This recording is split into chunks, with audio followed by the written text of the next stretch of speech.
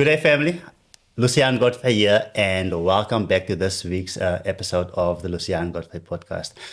This morning, I have a guest in studio who has a lot of experience, but I'm not going to get much into his journey because I believe that everyone will be able to learn something from here. But who better to tell his story than Selwyn Willis himself? How are you doing, sir? I'm good, and you? I'm good, good. Thank you so much. Thank you for saying yes to actually be here, because it's the end of the year and there's so much to do.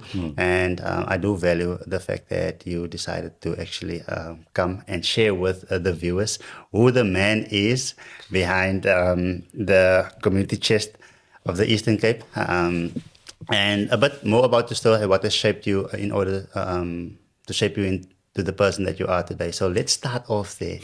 Before we get started, I would like to say thank you to each and every person who have supported our podcast in our first year and going into the next. I would humbly want to ask you to please click the subscribe button, even though it is free for you, but it does help us to get our message to others, because more than 60% of people watching the podcast are not subscribed. So when you subscribe, YouTube will give you a notification the next time when we upload another video. Thank you so much. Who's the boy behind the Selwyn that we know today? It's a tough question, eh? But I think let's start at the beginning. And thanks a lot for having me. I appreciate the invitation. I think, going back, my upbringing started in Cape Town. I'm a Cape Town boykie. Grew up in Cape Town, schooled in Cape Town, and left Cape Town in 1990. I was one of the fortunate ones to leave Cape Town with my front teeth intact. So that was quite cool. So, I still try and hold on to a bit of the Cape Town lingo. Sure. My mom's in Cape Town at the moment, so I connect with her on a daily basis. But I think the journey for me started in 1990 when I was on a course with Rapid Results. Okay. And I did some inquiries about, because they had this workshop where they had all the role players within the travel industry. And then I did some inquiries about some of them. And I think, when I stumbled on SAA, I asked about SAA and I said, listen, do you guys have any recruitment happening? Are you employing people? And the lady said, well, I don't know. I'll just fill in an application and see what happens. Sure. That was in 1990. And I think that it was an upward trajectory from there, because when I applied, I was then phoned to come and do an aptitude test. And remember, this is pre-94. Yes. So things were kind of new for me, because living in Cape Town was a bit of a wild stage of my life. Growing up in Cape Town, I was always a rebel. I was always, trying to be at a particular party, to be seen, to be noticed. Yeah. But also my journey comes from, and before I get into SA, my journey started in Cape Town, where I grew up in, coming from humble beginnings in a place called Steenberg, lived in a 2-bedroom, council house with my mum, my dad, my grandparents, my cousin, my uncle, all in one house. Wow. So it was one of those. And, the adventure started in Cape Town where, we started mixing with people, certain types of people.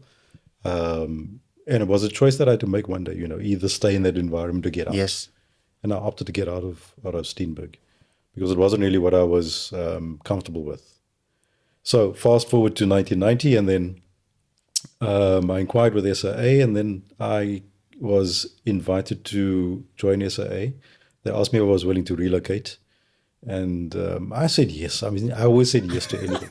For me, a new adventure was always a new adventure. And then I moved to Joburg, and I started as, one of the first non-white male flight attendants of color. Well, yes, you basically made a history. I made history, but that it was something that I wasn't really. It never really fazed me at that time. For me, it was just to get in and see the world, and that was all that was that mattered at that stage. So I think that from the time I started, my entire life changed completely for me. It just opened up a whole new avenue for me, and it also just showed me what the world had to offer. The globe itself, because I flew to every destination you could find SAA flying to, from Brazil, Rio, to Argentina, to Buenos Aires, to Chile, Santiago, Miami, Florida, to the UK, to London, all parts of London, to France, to Germany, I can go on. We flew all over the world. And that was a lifestyle, it wasn't a job. When I read that, I thought, you know what, I'm going to mention the fact that you made history, but I also was conscious that when you were doing it, maybe you didn't feel like, but now looking back, it's been remarkable, I believe. You sort of reflect on Yes. the journey that you've taken, and you realize, all the people that you've met along the way. I mean, I was the only male crew member on a flight from the UK where we brought the Miss World competitions or competitors, all the girls from all over the world. And representing us at that time was a girl called Jackie Mofokeng. Okay. She was the first black Miss SA. And she represented us at the Miss World pageant. And they were all on my flight. But they kept me on my toes. Because I worked in the back of the aircraft. And you can remember at that stage, being reintroduced into the world stage, we were getting a lot of attention from all over the world. Yes. So we had a lot of contestants and a lot of people from around the globe looking to come and visit South Africa, purely because we were going through a transformation. B, it was also, the Madiba era. It had just started then. So there was a lot of keen interest. So for me, working on an aircraft with 108 women on this flight, they just knew how to keep me busy. But it was such a privilege to be on that flight, because I'd met so many of these ladies from Israel, from Scotland, even Miss Jamaica, who won the competition at the time. So I met her as well. So it was an exciting, but also quite a big privilege for me to be there. And like you were saying, it basically didn't feel like a job. It was basically adventure. It's a lifestyle, Lucian. You get up in the morning. So my day involved waking up in the morning, packing my suitcase, signing on for a flight later that evening, and traveling to, let's say I go to London, and I stay there for like 6 or 7 days. So working there was quite normal, but getting to London, felt like a boss. I mean, we were treated as VIPs wherever we went as SA crew. So remember, we were the ambassadors for our country. And so we had to look the part. Yes. And we had to dress the part. So, I mean, SA then, the good old SA, used to kit us from head to toe, from cashmere coats to blazers to shirts to ties to belts to pants to shoes. We got them all, even the perfume. That's how we were spoiled. But it was merely just, living a lifestyle that was representative of a country, of people, and we were proud to represent our country. Yes, and like you said, reintroducing South Africa to the world. And also, just to showcase the diverse cultures that we had. I mean, we were black, Indian, colored, white, all working in a melting pot of an industry that really just represented our country. And it was fantastic. I loved it. Sure. I loved it. I loved shopping in London. I loved shopping in New York. I bought my fragrances in the UK and also in the US. I bought my wedding outfit in Miami. I saw it hanging there. Saw it hanging there in full kit. Walked in. I said, "That's what I'm going to wear." Took it off, and I got married in that suit. I still have it today. That was now before you asked Natasha. Before I met, So this was like in the early 90s, 91, 92. I think I bought my outfit in 94, 95. We got married in 97. Wow. Yeah. Wow. Hence, you are actually the strategic person that you are, because, I mean, who does that? Probably a crazy person like me. I mean, but I mean, that's the way I shop. I still shop like that. I walk in and I see something that looks good. And so I'm a visual character. So Sure. I will match whatever I see to what I have in my wardrobe. So that is how I shop. I don't just buy something for the sake of being there. Moment. No. I always tell my wife, maybe I'm not as organized like you were saying, but I can walk through the mall. Doesn't matter. Even if I can afford whatever, I don't easily feel the urge to buy something. It must. I think I've been through that stage. I think that as you grow older, Yes. you become wiser with the way you spend your money, and you Yes. also, you buy things that are really applicable and the stuff that you need. Yes. Back Yes. then, Yes. I wanted a new pair of Ray-Bans. I had the pairs of sneakers. I had the Ray-Bans. I had the watches. I had the Walkmans, the Sony Discmans. I Sure. had the CDs. I still have 6 flight cases of CDs in my house. So I still, some of them are unopened, but you bought them just because you wanted to have them and you wanted to be first in the queue to have them. Sure. My wife would shop for her shampoo in New York at Fifth Avenue. She'd go to Boots for her makeup. We'd go to Paris to IKEA for furniture. So that's how we strategized our flights. We'd wake up like, what do we need in the house? Oh, we need, my shampoo's running low. Okay, I'll book a flight to New York. And then we go to New York, go to Fifth Avenue to buy L'Oreal, liters of L'Oreal. And that's how we lived. That was our lifestyle. Amazing. And we got paid in the foreign currency. So if we flew to the UK, we got paid in pounds. If we flew to America, we got paid in dollars. So the longest flight that I did in the US was on an 11-day Miami. And that was just an absolute joy. So my colleague and I, that was before my wife, my colleague and I, Jesse, we then planned a trip to Disney World.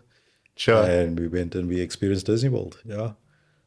We booked a car, or we hired a car, and we drove all the way to Kissimmee to Disney World, and we stayed there for like 3 or 4 days. And that was a fun time, That was you young, you carefree, you just, you take risks. Sure. Hey everyone, so sorry to interrupt this broadcast. Just to share a bit of information about Cinematic Edge Studios. So what we do is, if you are having your next corporate event and you need photography, videography, or any event for that matter, or if you would like to start your own podcast, we would like for you to be in contact, and you are more than welcome to email me at info@luciangodfrey.com or go to our website cinematicedge.co.za. Looking forward to hearing more from you. So you obviously have the privilege to hold formal qualification in broadcasting, tourism, and I'm sure that as well as advertising and computer studies, but all of these have played a role somewhere in your life. So that all came after my SAA days, because remember, I'm just living a life of expanse, living a life of travel. I'm just loving it.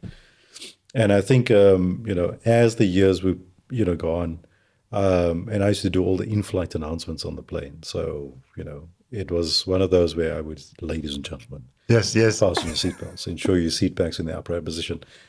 And I did this flight once to Cape Town. And on the flight, there was this lady, she was from the SABC broadcasting area. And she said to me, "Oh, you've got a good voice. You need to think about getting onto radio." Yeah. I thought, lady, just saying that. I'm loving life at the moment. I'm living large. I'm traveling, seeing the world. I get paid, etc. And there would come a time in my life, Lucian, where I would reach a crossroads, and it would just be that point where I had to make a decision. And then I would go to a newspaper one day, one weekend, I'd go through the Sunday Times, and there was this course being advertised for versatile broadcasting. I thought, let me try. Applied for it, and I did the course, and every Wednesday I used to bunk SAA. And I used to AWOL, just to go and study. So I used to have like sick notes and doctor's notes, and they used to stack up all the time. Needless to say, I did the course, I passed it, cum laude, my versatile broadcasting course, and I got into radio. So I'd left SAA, got into radio, and that's where my journey started. It started with Nando's Heatwave Radio. Nando's have their own in-house radio station, like Mr. Price. Yeah. And while I was working on Nando's, I had DJs from Heartfelt who worked with me. They were my colleagues. And that's how I got into commercial radio on Heartfelt stereo. So I worked with Nando's, Pick and Pay, Heartfelt, then Jacaranda. So I worked on those big stations. I mean, broadcasting to 1.2 million it is an experience and a feeling I cannot describe. But it's just that electricity that you have when you're speaking to so many people. And knowing that there's over 1 million people on the other side. And on Jacaranda, you've got to do a dual presentation. So jy moet jou taal weet, jy moet jou taal ken, jy moet weet hoe om te praat. And, it was something like Jacaranda, jou streelerspeler, op Saterdagoggend. So it was a case of, you sort of, you had to announce your station's ID, often. Yes. And like I said, Jacaranda, jou streelerspeler op Saterdagoggend. And you had to speak in that vernacular. But it was fun. I mean, I got to work with big people in the industry, or big stars in the industry. Anton Schmidt, Maurice Capidi. I got to work with Jeremy Mansfield and Heartfelt, Tony Blewett, Gavin Singh, the late Gavin Singh. He was my go-to at Heartfelt. Paul Rotherham, big names. Let us in on one of the memories, the fun memories that you still have when you were in advertising and broadcasting. Sure, there are so many. I think the one was when we did an outside broadcast in Joburg at Gold Reef City with Heartfelt, and they had a bakkie that was branded with the Heartfelt branding. Sure. And all the presenters were on the back of the bakkie. And we were driving in, and it was like, I felt like a celebrity. Yeah. Jeremy Mansfield, Tony Blewett, all these big names. And I'm part of that. So we drive in, and, the people were clapping and responding, in a very positive manner.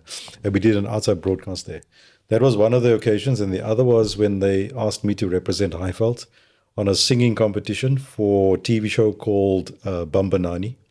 Okay. Yeah. And I had to do a song and represent Heartfelt, and I did the worst rendition of Benny King's, not Sam Cooke, Benny King's Stand By Me.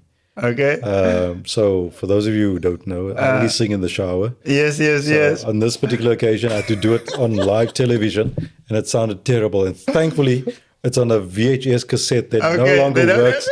So I'm happy that it's not available or recorded. But those are some of the things that I did in radio, and there are others. I mean, you can't really single out one particular event. Yes, they are all significant and so magical. You definitely have seen a lot, have a lot of experience. And having traveled the world, I can almost see how it has shaped you into giving back to our communities now. Because what the Lucian Doctor podcast is about, it's not necessarily me as a person, but having moved out of the northern areas. And I remember that when I lived there, the role models I had maybe wasn't of the best. Hence, we create a platform so our people can see it, and because that inspired me to go and do some stuff that I wish I never did. And now looking at your life, having seen the world, but now you working daily and giving your entire life to basically make a difference in people's life, and heading obviously the community chest of the Eastern Cape, one of the most respected NPOs in the region, obviously. Thank you. I think that it all stems from when I started. As you say, I mean, we never really had. Well, my role models were people that were in the industry. So people in advertising, people in radio. You always used to find someone that you wanted to emulate and be like, Sure. So my travel days, I never really had a role model, but I could see the world completely differently, from where I was employed by SAA. And getting into radio, it propelled me onto a stage of celebrity. And that wasn't something I was, I was looking for. Seeking for. I wasn't looking for that. But it also then, made me realize that, we limit ourselves with the thinking that we have. So we're always thinking that, I'm going to live in PE and that's going to be the be-all and end-all. But the world is a bigger stage. My kids are currently now abroad. They're in Florida. And I've always encouraged them to travel. Because travel is it's like gaining a degree. Definitely. You see how people live. You see different cultures, you taste different cuisines, you see different art forms, you see different, histories and the way the history shaped all, the different countries. And then you realize the role you play in this specific structure of South Africa and how you can make a difference. And on radio, when I was with Algoa for many years, I mean, my closing statement was always go out and make a difference. Yeah. It was always my closing line, my payoff line. And I think I've lived by that mantra and that motto for years. And it's not making a difference to people, it's making a difference to one person. Because remember, I'm going to make a difference to you. You're going to take that baton and hand it over to someone else. Forward. And I think that is the formula that we've all been missing, because we always want to save the world, but we can't save the world, but we can save one particular person. And that has a ripple effect on others. So it's always been my thinking for as long as I can remember. So coming to this point now where I'm now entrenched in the community chess space, it is the purpose I have every day for waking up to go out and make a difference. And if it's to one person, to a child specifically, then my day is made. Whilst I was doing a bit of research on you, I think off air, I thank you for actually being an open book where one can follow your work. And what stood out is I'm sure you've done so many, not only this year, but I looked at what you guys were busy with this year, and having worked with Northern Lights and basically being able to put the roof over their head for the assembly.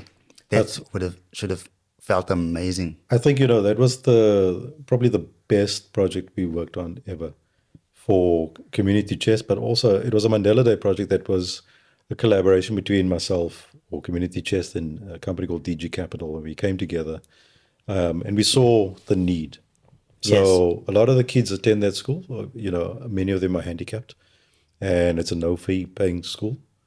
And what I enjoyed about that was when we first met the principal, Gail, she gave us like a wish list of, that long. Yes. But, one looks at a wish list with the view of looking what the needs are. So you're looking at a needs list as opposed to a wish list. But anyway, that being said, though, Brendan, a friend of mine who works with DG Capital, he and I, we sat and we spoke about it. And we looked at this project in totality. And the only way it would work is if there was a collaboration of various entities. So we pulled in a lot of people. We had 108 people work on this project. In that, we had a corporate donate over 200,000 Rand to build a communal hall. Because when these kids had assembly, there wasn't a space for them to have it. So it was always weather dependent. So this company built this hall for them. So now they can have award ceremonies, they can have stage plays, they can assemble like a normal school would. Yes. There were guys who did veggie gardens in the back of the school. Isuzu, South Africa, came in and upgraded the play park. We had DG Capital who built little tables, breakaway tables for them.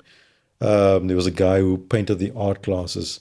And this all came from a braai that Brendan had with someone, a chat over a braai. Wow. And this is how it started. So, as much as we would like to think that you can do everything on your own, no man is an island. Yes. You need to collaborate and bring together the forces that will bring about a bigger change. And that's something that we looked at this year. We concluded that we possibly fed into the project. If I were to look at a monetary value, we probably injected over 750,000 rands worth of work within that space. The school will run. It will definitely do what it needs to, and Gail will maintain. And we're proud of that. So now next year, we're looking at a bigger project. So now the same people who were involved this time will now join us again next year. And we'll start off, with Mandela Day as a movement, fixing whatever that project is. It's always good to do work and know, what, you are leaving behind a team that will maintain the work that you have done. It's, we had a school as well that came in and they did the paving for the school. So the driveway was fixed. I had someone do the signage as well. We had a musician, Claire. Claire was singing the whole day. We had a medic on standby. My wife came in with Bede Cargo, excuse me, and they made boerie rolls for the guys. So each one had their roles to play, and it was just one of those fantastic 5-hour days where we did so much in 5 hours. Yes. From 8 that morning till 2 that afternoon, we just did so much. But like you're saying, when you come together, you can do so much more. No, for sure. I think that's philosophy. I think, some political parties said together we can do more. Yeah. And I believe it. I believe it. What also stood out for me was the 250 Payloved sneakers that you guys gave out, to see Sure. the faces light up, and some things we take for granted. Yeah. But Yeah, so I was also I was contacted by a company called Africa Tikkun in Joburg. I went to a conference there, and they sort of stayed in touch with me. And then a guy who worked for them called me and said he's got some sneakers that he'd like to offload, pre-loved sneakers. So it was a campaign that was run with Virgin Active and Discovery Vitality. So they had the members donate seconds to charity. And so they had all these drop-off points at the Virgin Actives. So they collected all these shoes, and then he sent them down to me. He said to me, listen, we need to do an activation. I said, no, it's no problem. Got some of my beneficiaries together. And at that time, there was a guy called Enrico Grootboom who runs the Galvendale Rugby Academy. Great guy. He's got a very, very big passion for community work. And he teaches the youngsters in the underprivileged areas, in the northern areas, and Utenagan Dispatch to play rugby. And since then, he's placed a lot of youngsters, into various franchises throughout South Africa. And he's a good guy that you must get onto your show. But I'll tell you more about him later. So I invited him because we already had a project with him where we were going to send him to Namibia to play in a tournament, because those boys had never played rugby outside of PE ever in their lives. So I gave him and his boys some shoes or sneakers. I got some guys from Warmer, and we had various other beneficiaries come. And it was just one of those significant moments where we handed over. Discovery Vitality was there. Africa Tikkun was there. And it was just an amazing day where we could just, see the joy on these kids' faces when they were getting second-hand shoes. Wow. Now that should be a game changer, pardon the pun, because it is also a realization that, whatever the need is, they're happy to take whatever they can get. But is that enough for them? Is that really what we're going to hand over to them? What about a new pair of shoes? When are we ever going to reach that stage? So, we need to also change our mindsets with having to give seconds and hand-me-downs. A new pair of shoes is also, it goes far. So it was a momentous occasion, and I thoroughly enjoyed it. I enjoyed it. I know you are humbled about your role. However, for someone listening here today, being the head of the organization, basically, you need to have certain principles that you have in place that allows you to be able to actually lead this organization. Yeah. I mean, it's been since 2019, July, and most people don't actually last in such a demanding role. Yeah. But what principles do you live by for the person listening here today? Good question. I think, the bottom line is ethics. You have to have ethics within your business structure. Integrity. I value my integrity. I will not compromise my integrity for whatever reason. I remember, I think it was just when COVID started, someone wanted to give us, millions, but with the condition that I had to obviously slide something under the table. I would never do stuff like that. And I think within business, one needs to you need to uphold the principles and the values of the business. Remember, the organization has been around for 73 years. For me to come in and destroy that profile and that reputation, that would be stupid.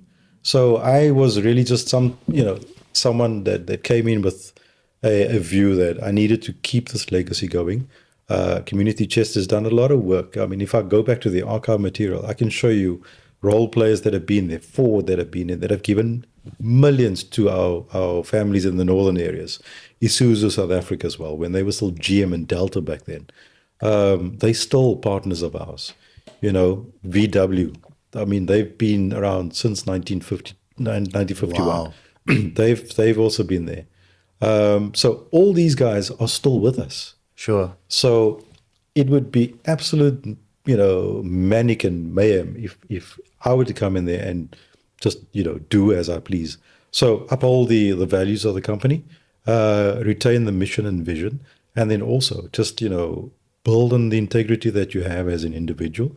Make sure that your staff buy into the vision, because I think without your staff, I mean, you can't run the organization on your own. You need people, and people need people, ideally. Yes. So those are the principles that I install within my organization. And I think that, whenever I speak to people, it's the value of the organization that really matters, and the principles that we have that is enshrined in our constitution as an organization. And then the integrity that comes from the individual, who is me. So I don't want to be the one to shut the doors. So we've got to work according to a structure, work according to a principled infrastructure or framework that speaks to the values of the organization, that if you deal with us and do business with us, you will be treated as a trusted entity. And you can, then trust us as an organization, because NPOs these days are tarnished and tainted with whatever that stigma might be. And a lot of guys who start NPOs these days started with the view of making money. But I think that's the wrong way. You need to look at the community who needs you. The money will come, but you need to make sure that you plant back and sow back into the community. Yes, the VWs and the Isuzus and the Fords can pump millions into the organization, but it's not my money. I'm facilitating that on their behalf for the betterment of the community. That's what I do. And I do that every single day. I read a book. I can't remember what the book is. I'm fond of books. I just read a lot of books. But this one spoke about how tough it is actually for an NPO.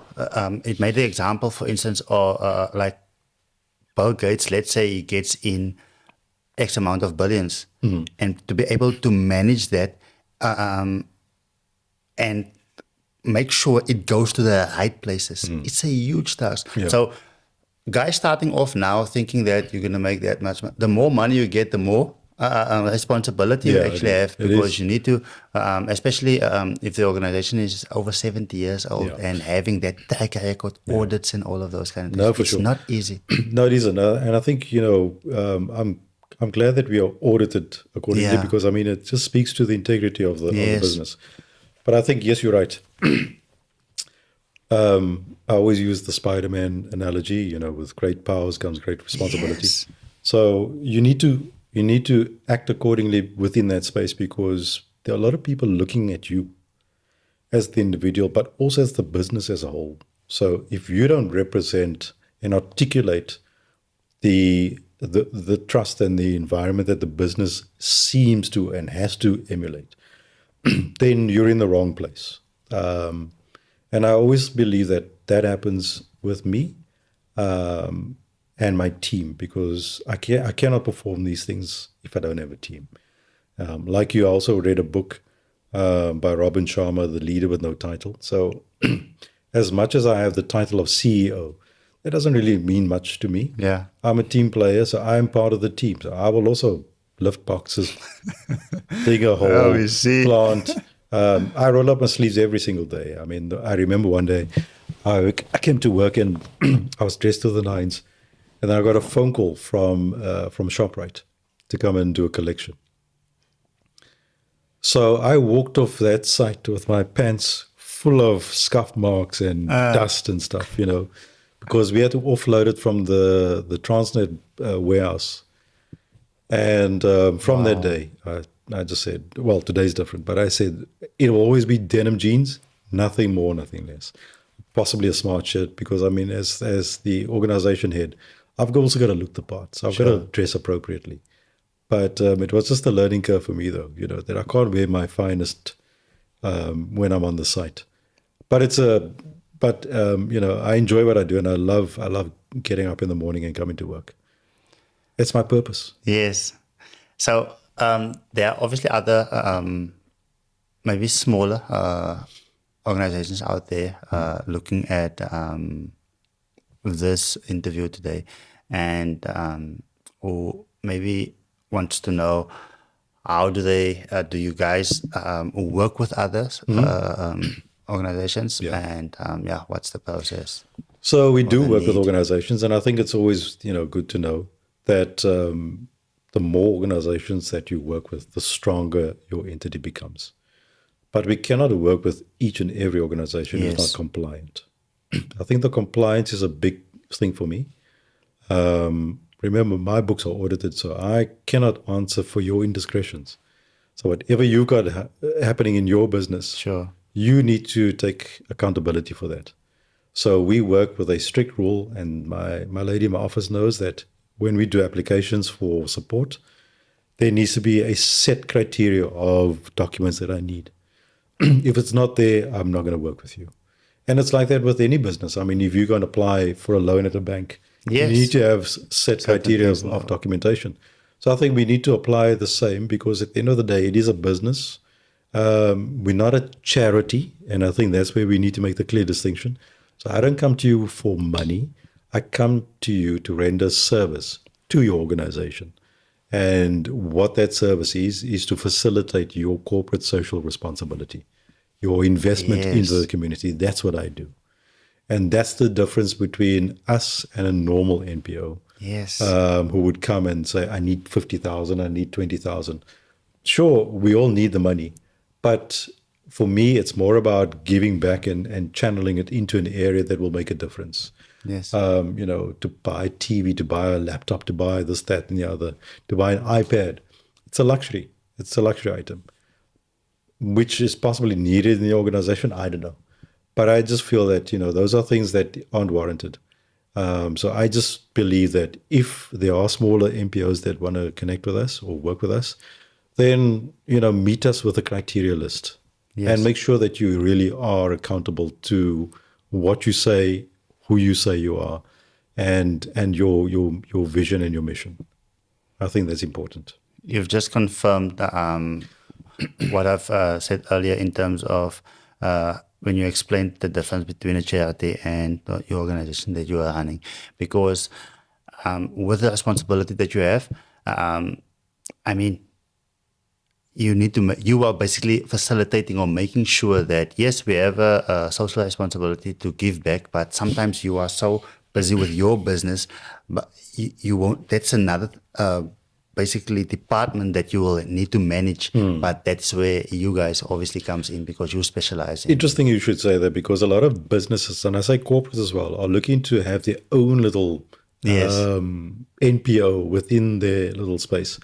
But that's not their core focus area. Yes. So I'm the specialist. Yeah. I will ensure that your CSI or CSR is effected and facilitated accordingly, because we are the specialists. Sure. So, and if you can pull it off in your own business, then great. But it then takes away the focus of your production line. Sure. So, and I see a lot of companies are always pushing the CSI into an HR space. I don't understand that, though. It's supposed to be a standalone. In my view, it's supposed to be a standalone, because an HR speaks about human resources. Yeah.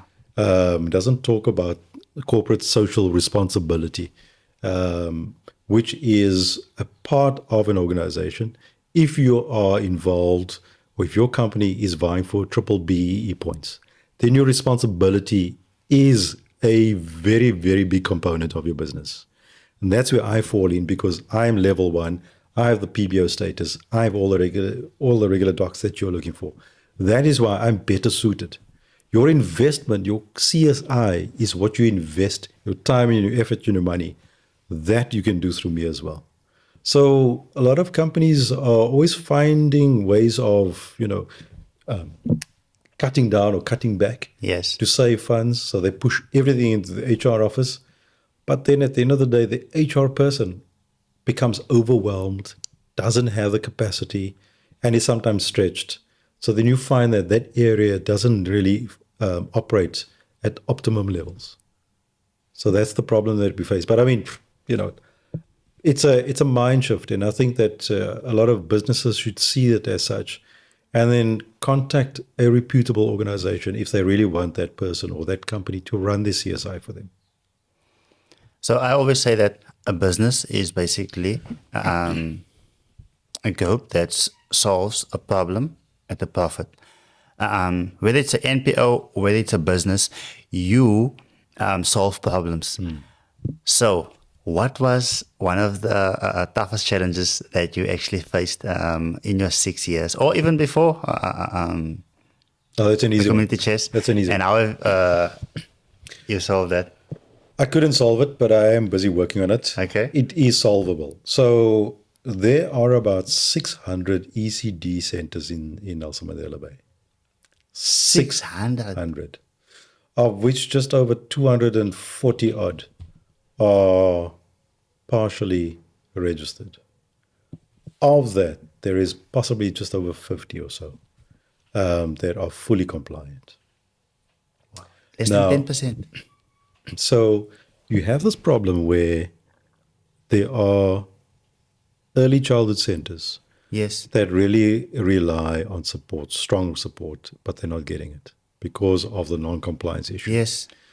So I work a lot with ECDs, and this is my challenge. A lot of the daycare centers are on property that doesn't belong to them. It is municipal property. So I cannot make and effect the changes that is required on those properties. So all I can do is bring about cosmetic changes. Coat of paint, fix a jungle gym, Yes, yes. and do those types of things. But I cannot build a structure. And I have a donor who's looking to really just make a difference in that space. But I can't. So I've engaged the municipality and certain departments of the municipality.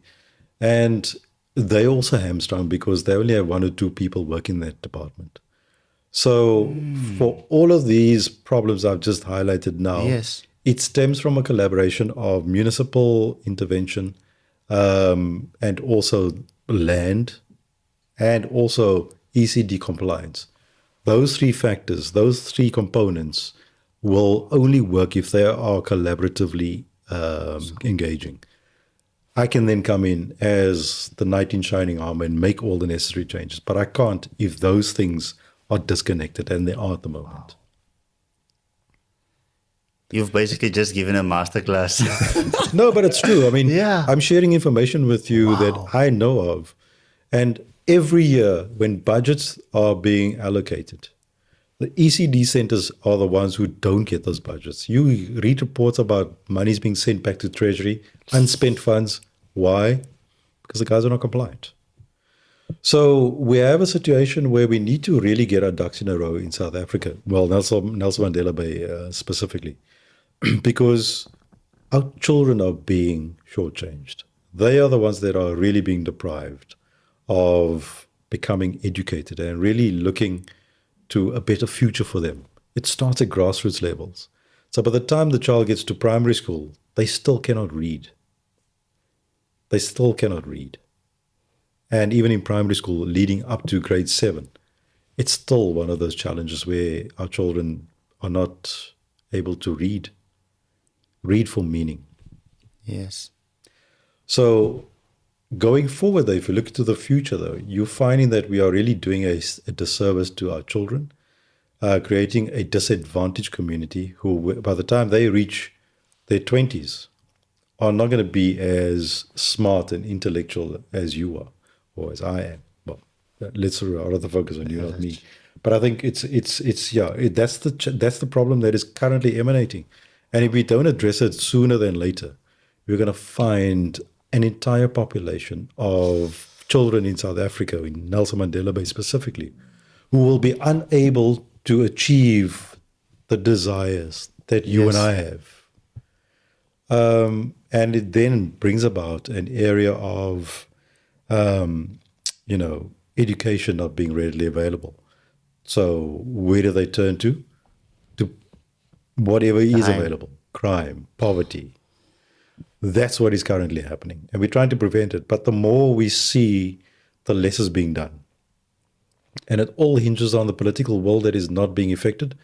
And I really do blame our politicians for really just standing in the way of growth and seeing the potential in our city. I mean, our city can grow it can grow in leaps and bounds. But if we have 1 or 2 or 3 people in a political office really saying, okay, I'm going to make a decision today as an elected official, I'm going to make a difference in my community, a real difference.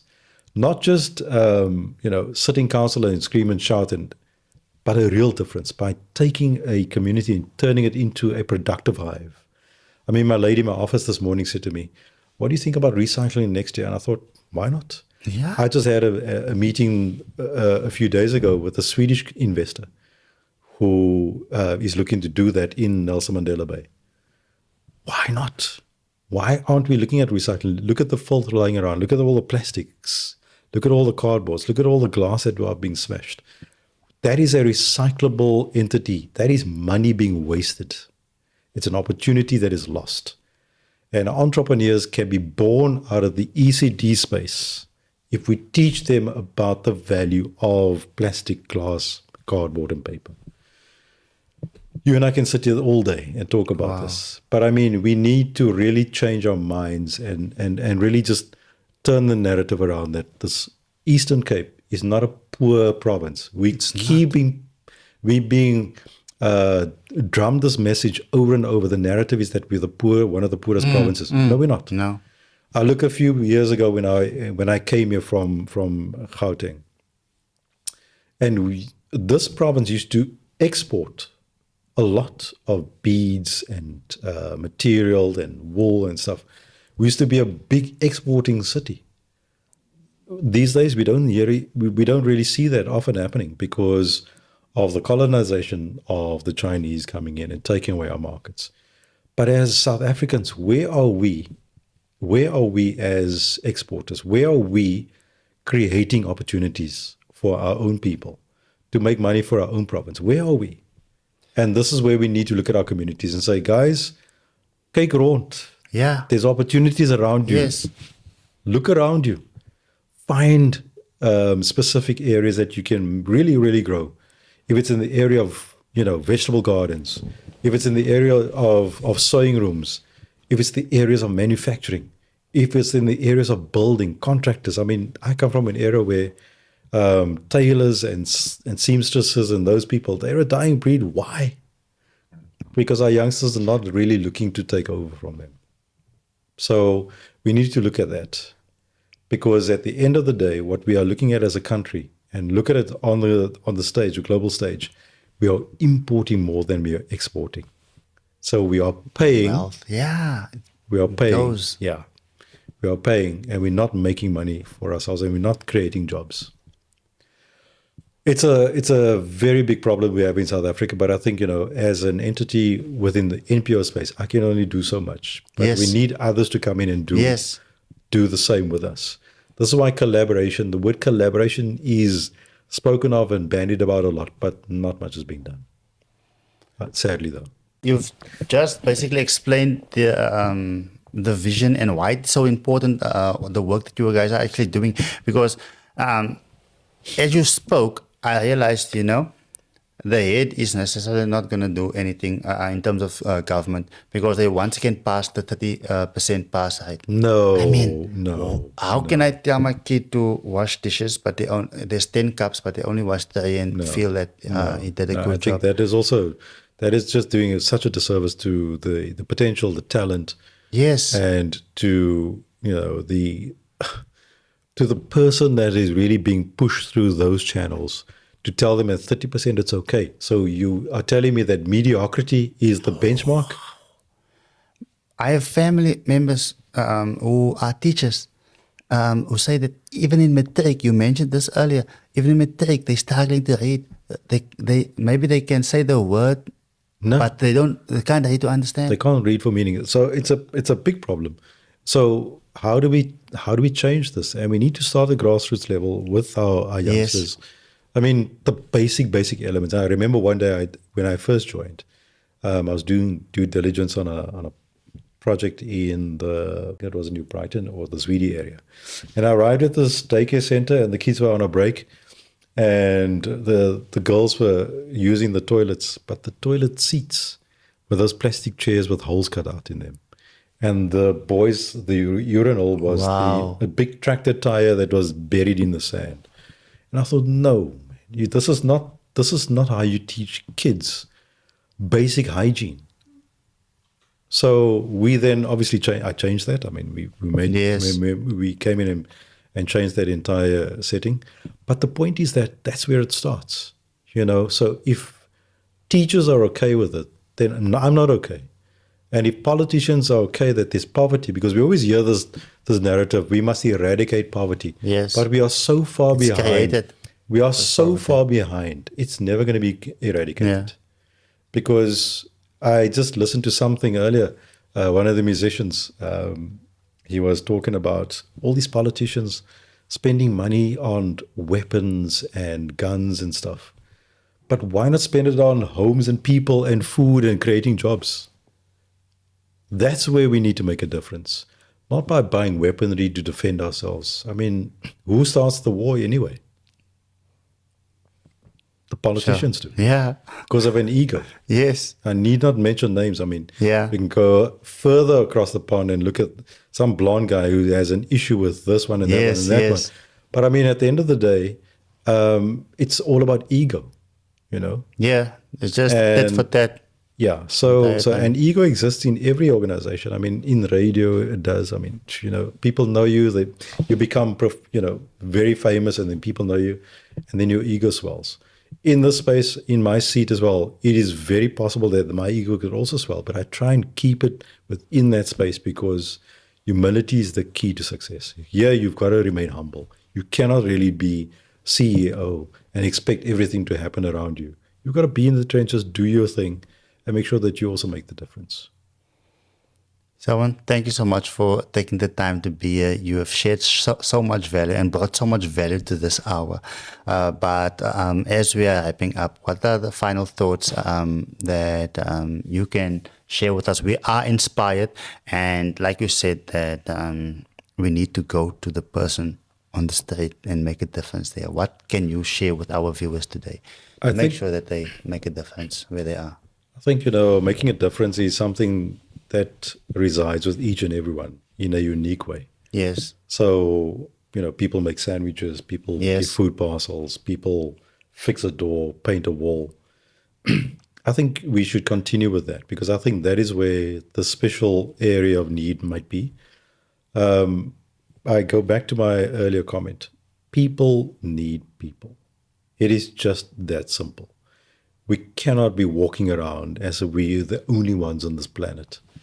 And there are people that aren't as fortunate as you are, not as privileged as you and I are, that are really looking to get there, but they cannot. So it takes a minute of your time out of your day just to talk to someone and listen to their stories. I'll share a quick one with you. Sure.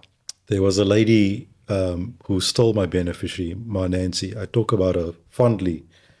74 years old. She walks to my office in Warmer, to come and ask me for assistance. She lives in Forestdale. And it's a hot day like today. And she says to me, all I want is just some help. Can you support me? And I said, well, what does your documentation look like? Do you have all the necessary docs? She said, yeah, no, it's all in order. So I go to her place and I see what her place looks like. And I get there and she lives in one of these old houses, the railway houses.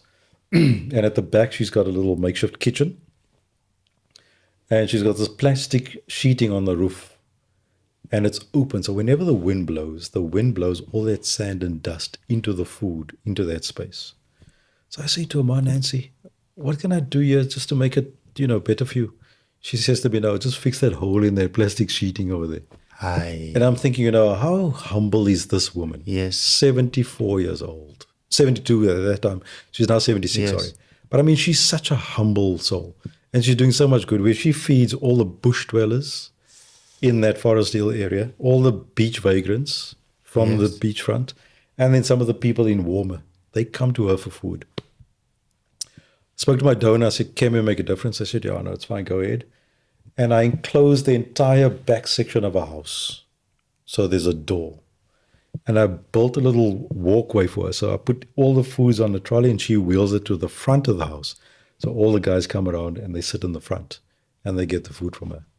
So, it's a little thing like that that made a big difference in her life.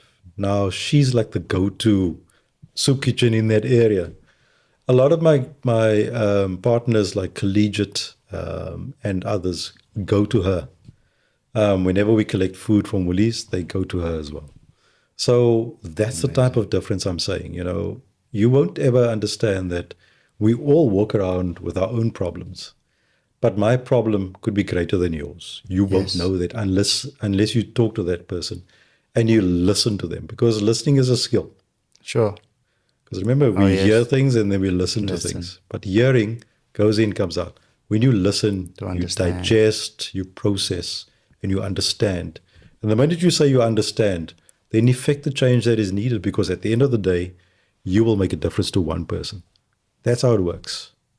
So that's the only bit of advice, or the only message I can leave is that, make a difference to one person and see that grow. At the end of the day, you're placing responsibility on that person to teach someone else. And I think that's how we're going to make South Africa great again. Once again, thank you so much for being here. No, you're welcome. Thank you so much for sharing. Your support to the Lucian Godfrey podcast has been amazing thus far. If it was your first time watching, please let us know in the comments what your experience was like and which one stood out for you. Please do subscribe to our channel to be notified the next time when we upload another video. Thank you so much.